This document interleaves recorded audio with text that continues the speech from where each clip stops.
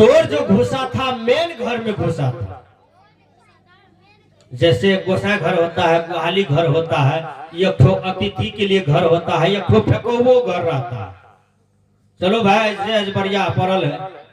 और जो मेन घर है उसमें गोदरेज है, पलंग है, कुर्सी है, बक्सा है, ट्रंक है, उसमें ढेरी ढेरी कीमती कीमती सामान है। उसी घर में चोर घुस गया। तो बूढ़ी कहती है बेटा घर में चोर घुस गया। तो बेटा कहता है डोमा कि माँ जी हम देख रहे हैं कि चोरवा है घर में। फिर बूढ़ी 2 मिनट के बाद कहती है बेटा सामान मन ले रहा है चोरवा, काम देख रहे हैं। फिर बूढ़ी कहती है बेटा सारा सामान ले लेगा चोरवा, कहा हम देख रहे हैं माँ जी। चोरवा निकल गया तो बूढ़ी कहती है चोरवा जा रहा है बेटा, कहा हम देख रहे हैं माँ जी। चोरवा जब बारी देके चला गया तब कहता है बूढ़ी माँ कि बेटा वो तो चला गया, कहा हम देख रहे हैं। बूढ़ी लिया पीढ़िया 3-4 पीढ़िया बेटा को दिया, कहा नरा बहरा खाली तुम बोल रहे हो देख रहे हैं? तो आपके भी घर में चोरवा घुस गया है।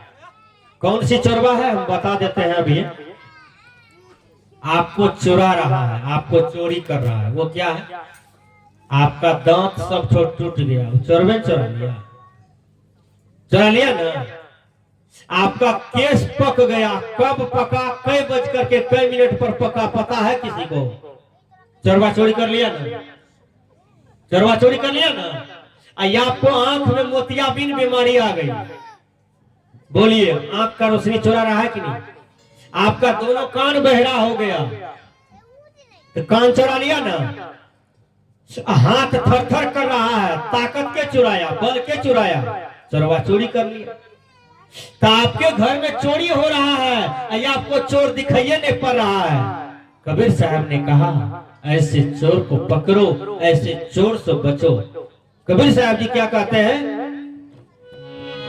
तोरा घर में चोरी भेल हो भाई, कि तोरा घर में चोरी भेल हो भाई।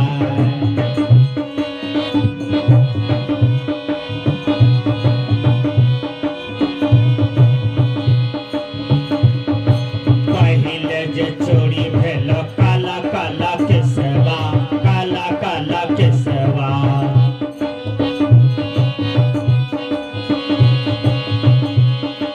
बबूला के रंग में गेला हो भाई, बबूला के रंग में गेला हो भाई, कि तोरा घर में चोरी भेल हो भाई, तोरा घर में चोरी भेल हो भाई, कि तोरा घर में चोरी भेल हो भाई।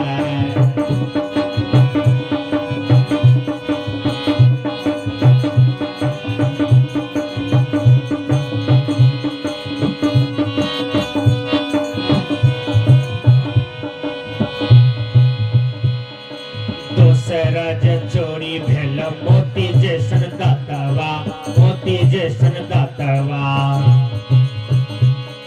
स्वाद सहित लेने हो जाए, स्वाद सहित लेने हो जाए, कि तोरा घर में चोरी भेल हो भाई, तोरा घर में चोरी भेल हो भाई, कि तोरा घर में चोरी भेल हो भाई।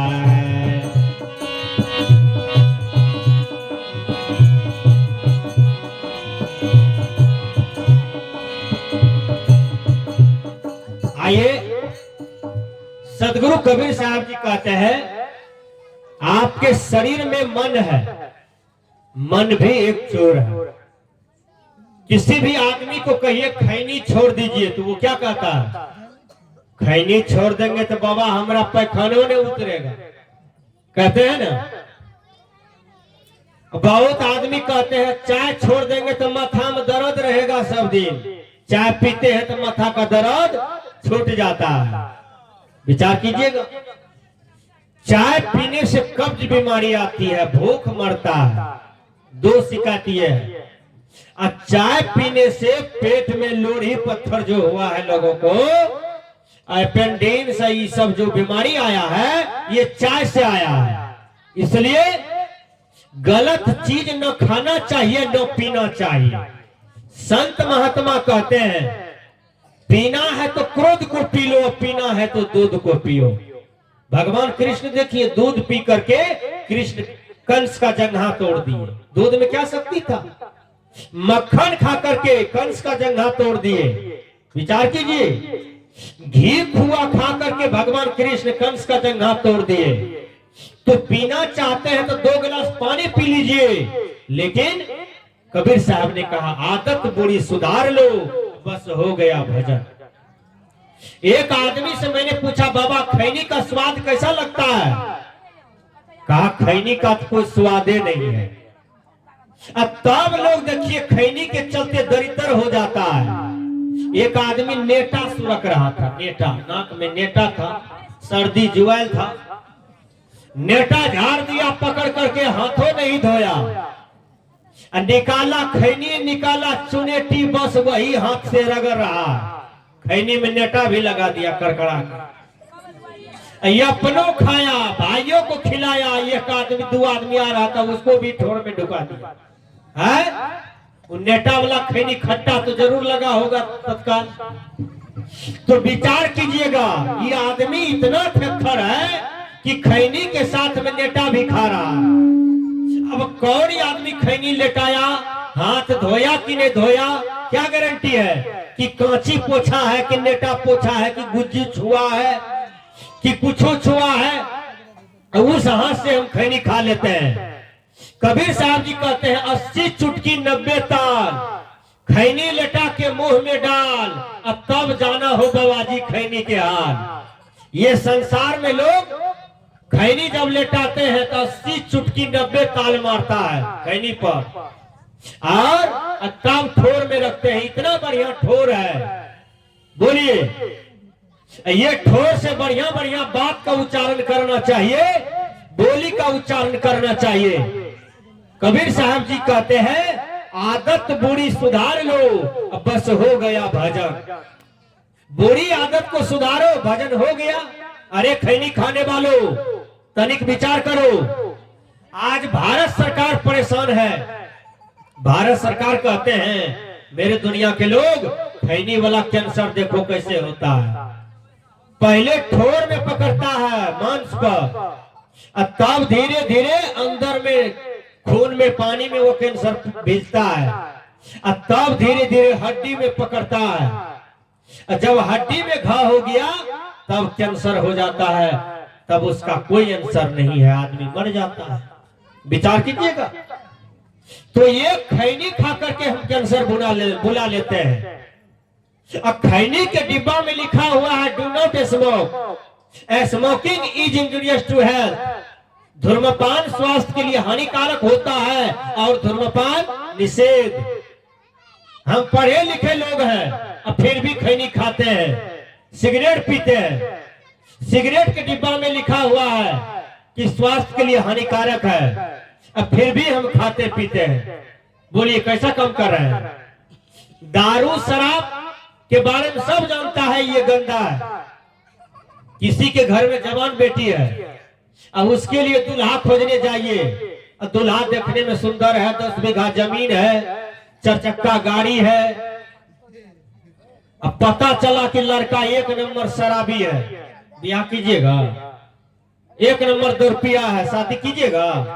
भागिएगा, नहीं करेंगे, बेटी को दुख होगा। यहाँ क्यों? शराब जैसा दुर्गुण, शराब जैसा अवगुण आपके जीवन को गिरा दिया, आपके जीवन को पतन कर दिया। इसलिए गुरुवर कबीर कहते हैं तेसे राज्य चोरी भेले आँख के रे रोशनी, आँख के रे रोशनी, दृष्टि सही तैलने हो जाए, दृष्टि सही तैलने हो जाए, कि तोरा घर में चोरी भेल हो बा, तोरा घर में चोरी भेल हो भाई, कि तोरा घर में चोरी भेल हो बा।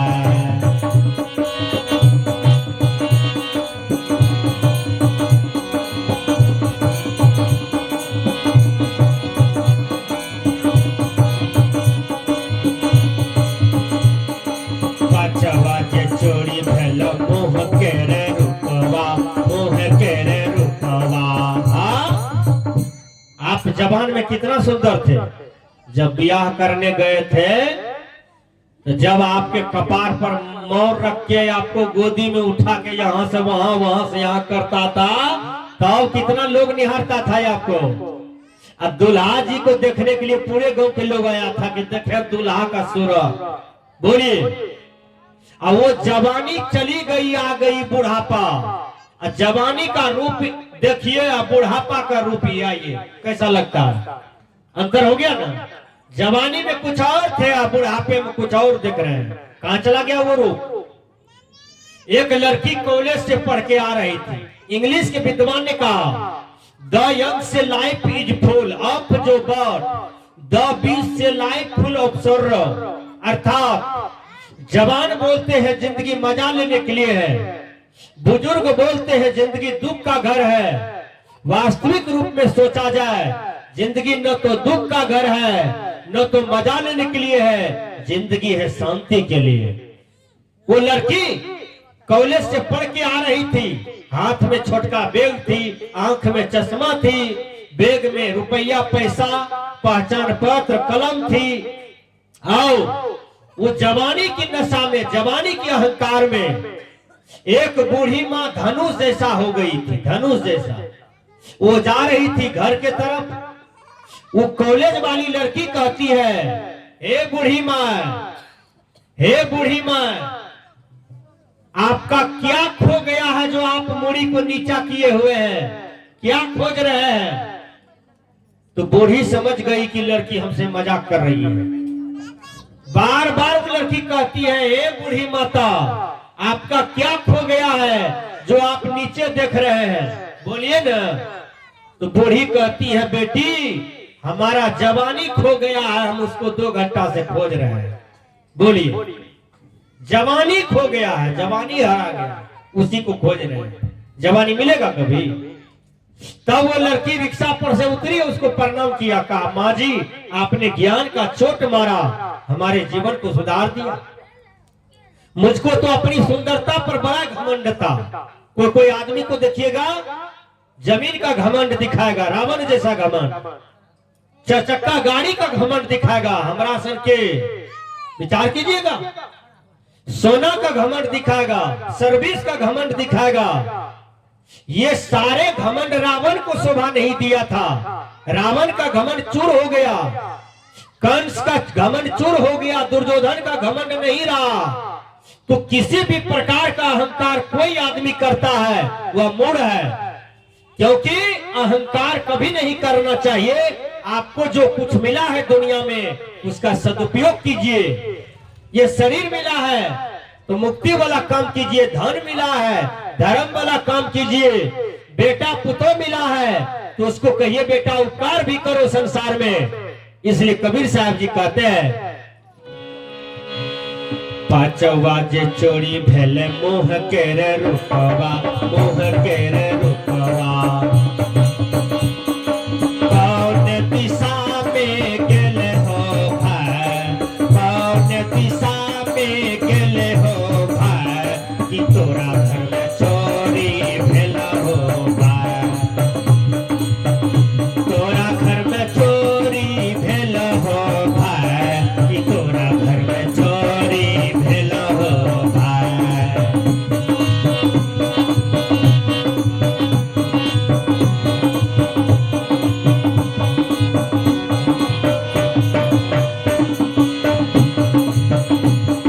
छठवा जे चोरी भेला कायागर से हंसा, कायागर से हंसा,